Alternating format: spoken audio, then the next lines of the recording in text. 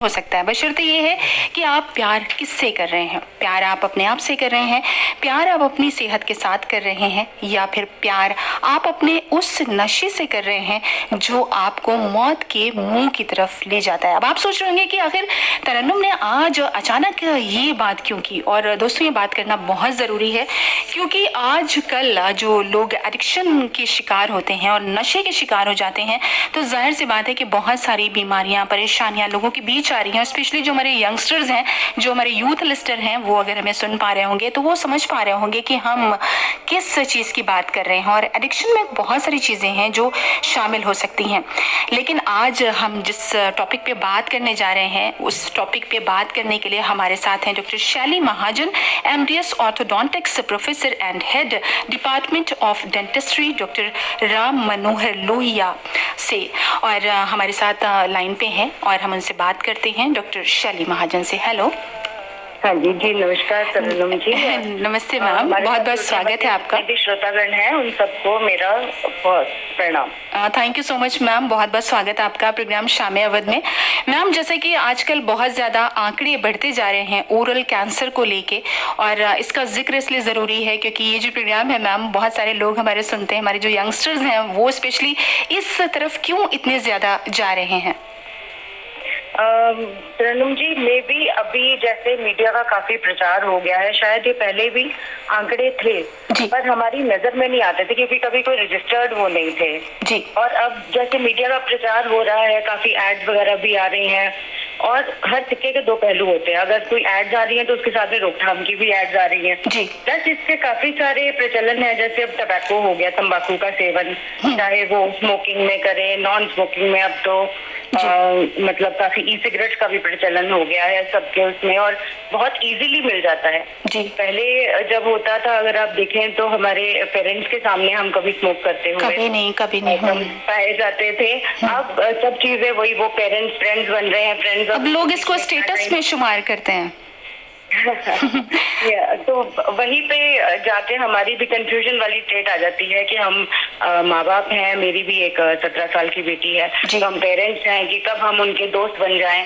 तो ये एक पहले एक पर्दा रहता था, तो वो आज की दुनिया में नहीं है। मतलब पहले हम लेडीज के सामने स्मोक करने से अब लेडीज खुद स्मोक करती हैं, और इसके साथ मतलब शराब का सेवन हो गया, जैसे ये सब चीजों में बढ़ोतरी पाई गई है। तो मैम एक चीज ये पूछना चाहेंगे कि जो ओरल कैंसर है ज्यादातर युवाओं में देखने को मिल रहा है, और क्या इसके पीछे कोई ऐसा कुछ ऐसा किया जा सकता है जो बच्चे उस तरफ से थोड़ा सा दूर होने की कोशिश करें, या बच्चे उस राह पे चल ही ना पाए? क्या ऐसा हो सकता है कुछ? पहले तो ये एक यूथ की ही या एक अकेले आदमी की मुहिम नहीं है जी। ये आई थिंक हम सबको इकट्ठे मिलके ही मुहिम करनी पड़ेगी। बिल्कुल। सरकार हो गई, डॉक्टर हो गया, जैसे हम लोग रहते हैं तो हम लोग किस तरह से उसमें मतलब कर सकते हैं। सरकार ने अपनी तरफ से काफी सारी योजनाएं चलाई हैं। पहले धूम्रपान नॉर्मल था, अगर आप देवानंद को देखे तो मैं फिक्र में धुएं को उड़ाता चला गया जी। वो तंबाकू सेवन कोई हानिकारक नहीं है, तो एक कोटपा एक्ट आई जिन्होंने 2023 में इसके ऊपर बैन कराया कि पब्लिकली ये स्मोक नहीं करना है जी। फिर कई नेशनल कैंसर स्क्रीनिंग प्रोग्राम्स भी हुए और मतलब काफी पॉलिसीज बनाई गई जिसमें कि फ्री काउंसलिंग और हेल्पलाइन नंबर दिए गए। प्लस कई NGOs हैं जिनमें मतलब मैं खुद भी कई उसमें जुड़ी जी। मैम, आप काफी वेरियस कैंप्स हैं जो आप चलाती हैं, सेमिनार्स करती हैं, तो आपके साथ जुड़ने के लिए, या अगर कोई चाह रहा है कि इस चीज से हम दूर हो जाएं, कि ये वजह ही ना बने कि हमें खुदा ना खास्ता ओरल कैंसर जैसी बीमारी से जूझना पड़े, तो क्या आपके जो ये कैंप्स होते हैं या जो सेमिनार्स होते हैं, इनमें कैसे जा सकते हैं वहाँ पे?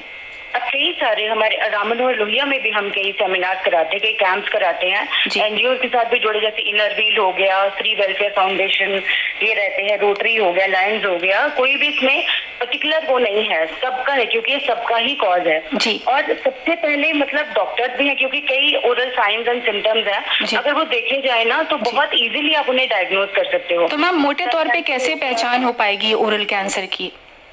बहुत सारे ऐसे कारण हैं, जैसे कि मुंह में छाला है, जो मतलब 2 से 3 हफ्ते हो गए आप लगातार मतलब कोशिश कर रहे हैं और दवाइयां खा रहे हैं, वो ठीक नहीं हो रहा है। और मतलब कई बार ऐसा होता है कि वाइट पैच होता है, हमारा मुंह कम खुलता है, या आवाज में चेंज आ जाता है, पेन हो रहा है थ्रोट के अंदर, या फिर आपके चेहरे पे सुन्नपन हो गया है। और कई बार होता है कि दांत भी एक वजह होती है, बिना बात के दांत लूज हो गए तो लोग समझते हैं, कई बार ऐसा आता है कि हाँ दांत निकल गया तो उसके कारण कैंसर हो गया। कैंसर था पर वो दांत के कारण कई बार पकड़ा जाता है, क्योंकि वो हड्डी गलाता है जैसे ही, तो दांत भी कई बार हिलना शुरू हो जाते हैं। बिना बात के ब्लीडिंग हो जाना गम्स में से। तो पर इसमें कई बार मतलब लोग घबरा भी जाते हैं, क्योंकि हम इस तरह से प्रचार करते हैं कि कोई एक अल्सर है तो जरूरी नहीं कि वो कैंसर ही हो। उसके लिए जब हमारे पास आते हैं लोग राममनोहर लोहिया में या कहीं भी, हम लोग ऑन्कोलॉजी डिपार्टमेंट भी है, तो हम एक छोटा सा जांच का टुकड़ा लेते हैं तो कंफर्म आधी चीजें तो हमें देखने से ही पता चल जाती है, और हिस्ट्री भी। क्योंकि अगर आप तंबाकू और शराब का सेवन कर रहे हैं या आपका जेनेटिक फैक्टर भी है कई बार, तो उसके कारण भी 20 से 30% चांसेस और बढ़ जाते हैं। मैम, तंबाकू और शराब के अलावा भी किसी चीज से ओरल कैंसर हो सकता है क्या? बिल्कुल, वायरल इन्फेक्शन है, अब तो काफी प्रचार भी हो रहा है, एचपीवी जैसे है, और इसकी वैक्सीनेशन भी है, एक एप्सिन बार वायरस, ये सब है। पुअर ओरल हाइजीन, आप अपना मुख का ध्यान नहीं रख रहे हो, या खान पान में आपके कमियां हैं विटामिन की, उसके कारण भी, प्लस धूप हो गया। और एक आपके माध्यम से मैं बताना चाहूंगी, गुलमंजन ये एक बहुत बड़ा दुश्मन है। कई लोग ऐसे करते हैं कि दांत में मतलब दर्द हो रहा है, दांत पिरा रहा था, इसलिए हमने गुलमंजन करते हैं।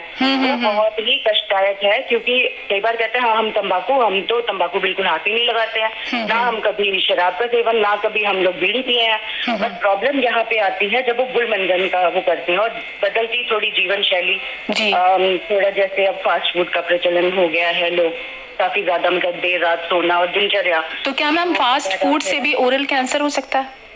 जी जी जी जी, बताएं मैम, फास्ट फूड से भी क्या ओरल कैंसर हो सकता है? बिल्कुल, ये तो प्रमाणित है। फास्ट फूड में काफी सारी कीटनाशक और ये सब रहते हैं, उसके कारण भी कई बार होता है, और धूप से भी कई बार कैंसर होता है। तो बहुत सारे डॉक्यूमेंटेड हैं मतलब एविडेंसेस जिनके कारण ये हो रहा है। तो मैम, क्या कहना चाहेंगे हमारे लिसनर्स को? आप क्या संदेश देना चाहेंगी कि लोग इससे बचें, और जो इस बीमारी से ग्रसित हैं, भी पीड़ित हैं, वो आपको कब दिखा सकते हैं, या कब वो अपनी दिनचर्या में बदलाव करके इससे कुछ हद तक अपनी जिंदगी को और ज्यादा बढ़ा सकते हैं? जी जी, राममनोहर लोहिया में हमारा एक बहुत ही सक्षम डिपार्टमेंट है, जिसमें हम हमेशा कार्यरत रहते हैं, और सुबह 9 बजे से लेके शाम को 4 बजे तक हम लोग डिपार्टमेंट में रहते हैं। और वहाँ पे हम लोग स्क्रीनिंग भी कर रहे होते हैं, बाकी सब मतलब जब देख रहे होते हैं मरीज, तो ये भी देखे जाते हैं, क्योंकि हमारे पास तो जब भी मरीज आता है वो 10-15 साल से लेके हम लोग 80 साल के लोगों को भी ट्रीट कर रहे हैं। तो वहाँ पे आइए। और एक तरन्नुम जी, मैं ये बताना चाहूंगी कि जब हम आम नागरिक जो है ना, जब वो मन ठान लेता है तो सब सक्षम हो जाता है। तो पहले मेरा नारा होता था रोको टोको, अब मुझे होता है कि खुद पहले रुको, फिर दूसरों को टोको और मतलब रोको और फिर टोको। जी बिल्कुल, तो रोको टोको, तो ये मुझे लगता है कि मतलब काफी वो सक्षम होगा। बाकी अगर, क्योंकि कैंसर एक ऐसी चीज है, अगर आपकी कोई नाम भी सुन लेता है, कई बार होता है सिंगल पेरेंट होते हैं कई, या फिर कभी एक ही बंदा होता है जो कमाने वाला होता है, अगर वही चला जाता है तो पूरी की पूरी फैमिली चली जाती है उसके अंदर। और मैम, कैंसर कभी ठीक भी नहीं होता। ज्यादातर लोग सोचते हैं कि कैंसर बहुत इजीली इलाज आ गया, ठीक हो जाए, लेकिन कैंसर को अगर हिंदी में कहा जाए तो नासूर कहते हैं, और नासूर के बारे में पढ़ा गया है कि वो कभी ठीक नहीं होता, कभी ना कभी वो अपना सर उठा ही लेता है। तो क्या ऐसा है मैम कि एक बार अगर सही टाइम पे पकड़ा जाए तो? जी, तो बहुत ज़रूरी है मैम कि अगर लोगों के बीच में मुंह में छाला है, या उनके दांत हिल रहे हैं, या कोई ऐसी प्रॉब्लम जैसे कि आपने हमें बताया अगर है, तो तुरंत वो डॉक्टर के पास जाएं और परामर्श लें। और मैम, सिंपल स्टेप्स हैं, आप मतलब दिनचर्या में कर सकते हैं, जिसमें आप मतलब 8 स्टेप्स हैं, वो काफी ऑनलाइन भी सब जगह प्रचलन है। अगर आएंगे तो हम लोग भी एक प्रोग्राम कर सकते हैं उसके ऊपर, जिसमें आप अपने गाल से लेके जीभ के ऊपर नीचे, तालू, गला, इन सब में देख सकते हैं कि कोई ऐसी कोई विकृति तो नहीं है जो नॉर्मल से थोड़ी हटके। जी मैम, आपने इतनी अच्छी जानकारी दी, उसके लिए बहुत बहुत शुक्रिया। Thank you so much ma'am, आपने में ज्वाइन किया। Thank you so much ma'am. Okay ma'am, namaste. Thank you ma'am. समझा, और मेरी बात जो है सब जनमानस तक पहुंची। जी बिल्कुल बिल्कुल, थैंक यू। अगर जिंदगी इससे प्रभावित होती है बच जाती है तो आई थिंक ये सार्थक होगी। बिल्कुल बिल्कुल सार्थक होगी। और thank you so much ma'am.